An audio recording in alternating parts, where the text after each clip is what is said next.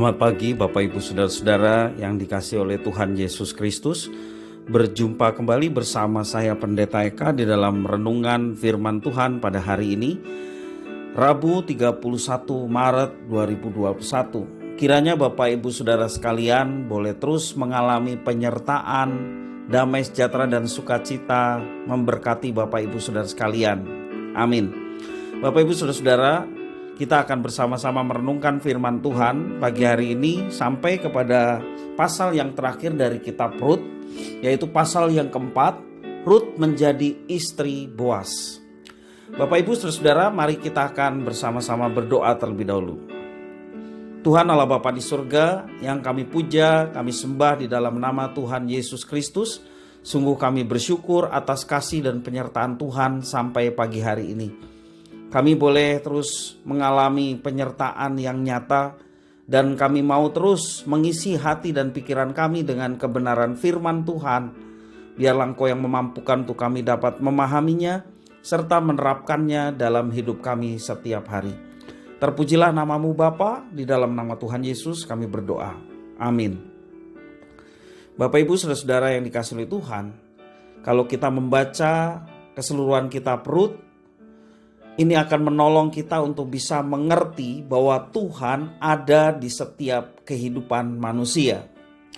Lebih-lebih kita orang-orang yang percaya dan orang-orang yang meyakini bahwa Tuhan telah memilih umatnya untuk menjadi berkat bagi dunia. Baik bangsa Israel sebagai umat perjanjian lama, demikian juga gereja Tuhan, umat perjanjian yang baru. Bapak Ibu Saudara, maksud utama dari nas ini adalah agar kita tetap bisa mengalami Tuhan dalam menghadapi perkara-perkara yang terjadi.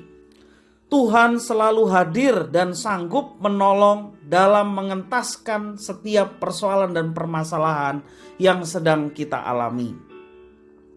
Pengalaman Naomi, demikian juga Rut, adalah kisah manusia yang sedang menghadapi persoalan hidup. Bahkan bisa dikatakan bahwa persoalan yang mereka hadapi adalah persoalan yang cukup berat dan kompleks. Mereka kesulitan dalam kehidupan ekonomi, sosial, lalu ditimpa duka karena ditinggal oleh suami Elimelek, ya, hingga usaha mereka untuk bangkit pun tidak mudah. Bapak Ibu Saudara-saudara yang dikasihi oleh Tuhan, akan tetapi kita melihat bahwa Tuhan punya cara dalam menemani setiap manusia yang berserah kepadanya. Ia selalu mengulurkan tangannya kepada siapa saja yang mau membuka dirinya dan menyerahkan setiap pergumulan hidup kepada Tuhan. Ingat ada firman-Nya, tangan Tuhan tidak kurang panjang untuk menyelamatkan. Ya. Di dalam kisah Naomi dan Rut, Tuhan menggunakan tradisi Israel yang berlaku untuk menolong mereka dari keterpurukan. Secara ekonomi, kalau kita perhatikan, Boas mampu membeli dan menebus harta milik Naomi, warisan dari Elimelek suaminya. Secara sosial pun, Boas memang memungkinkan akan hal itu. Di sisi lain, secara adat, Boas juga diperbolehkan untuk mengambil Rut sebagai istrinya. Setiap manusia pasti luput dari masalah, mulai dari yang berat sampai yang ringan. Masalah bisa datang silih berganti.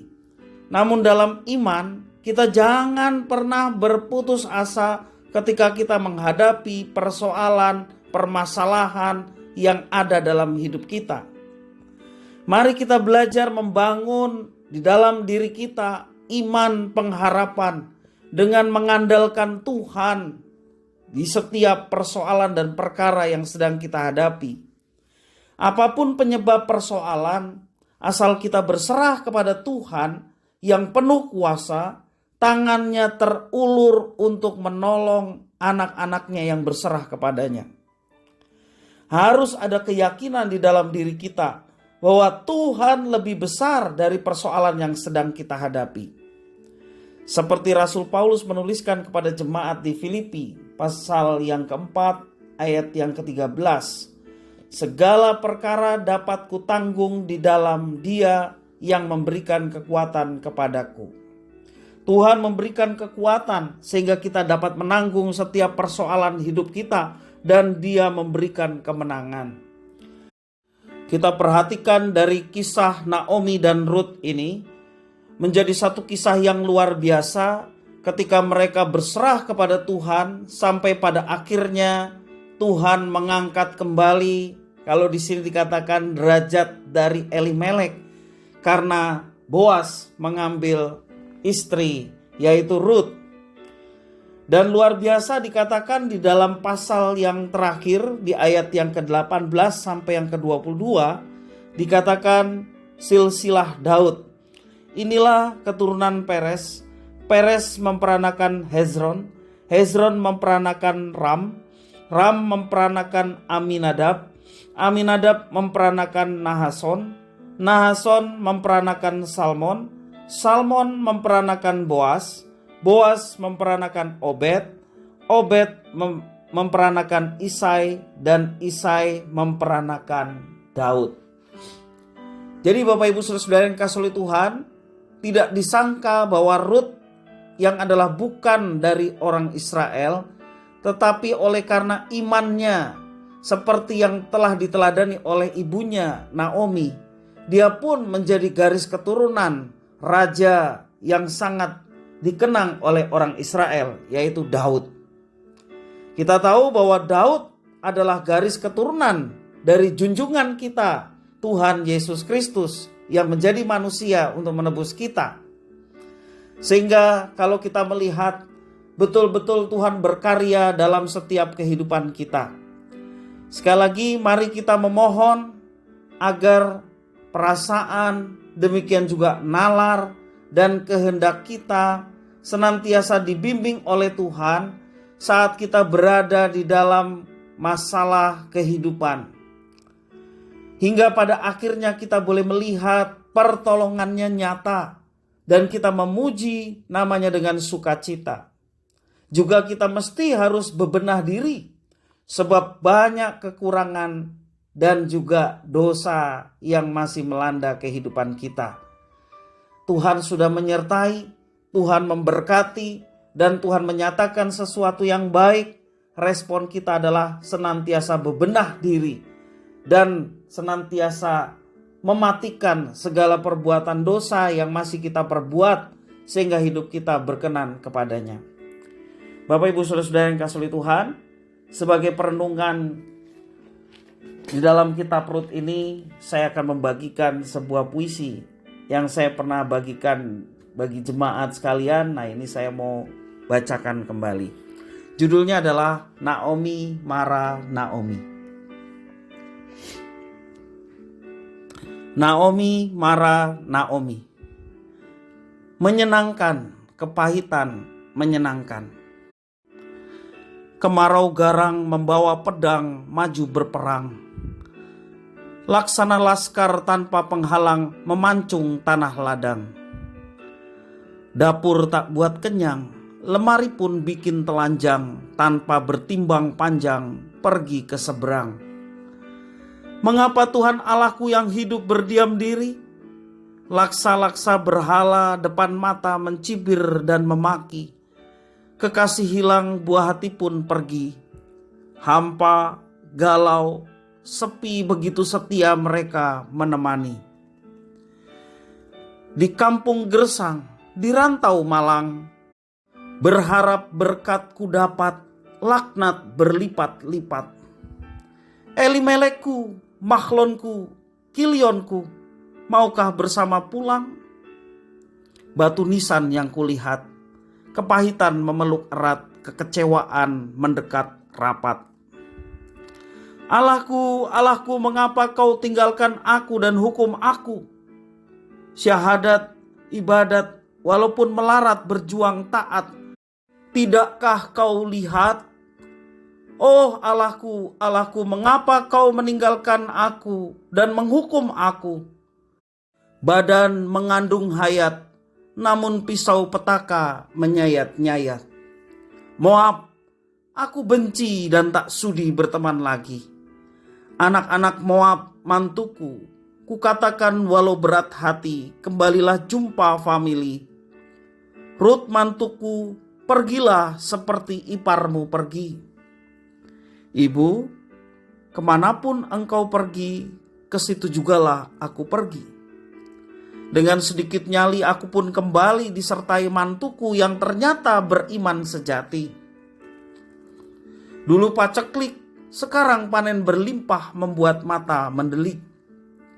Banyak orang berseri, bernyanyi, aku pun tak kalah berteriak dalam hati. Naomi kah itu? Oh, ternyata ada orang yang masih mengenali aku. Naomi, namaku Mara sekarang bukan Naomi. Sebab yang Maha Kuasa telah membiarkan hidupku pahit. Mara bukan Naomi. Tak kusangka, tak kuduga, iman sejati lahirkan perangai terpuji. Rut mantuku, pungut jelai tanpa malu hempaskan debu. Malam kepahitan mulai sirna, fajar muncul kembali pengharapan menanti. Mata tuaku begitu jelas melihat bahwa Allahku pelihara dan pedulikan aku. Boas bujang tua namun kaya, baik, setia, bijaksana, berhati mulia. Tak sengaja lihat wanita memungut jelai, tumbuhlah cinta. Tak pandang hina, memberi rela, demi belahan jiwa depan raga dan mata. Bukan rekayasa manusia, ternyata Tuhanlah yang berencana. Sedikit percaya tetapi ini nyata. Boas nan baik bijaksana, ternyata kerabat jua. Sang pencipta melawat, pecahkan levirat, ganti berkat berlipat. Rut dan Boas mendapat berkat, persatukan dalam perkawinan oleh Tuhan.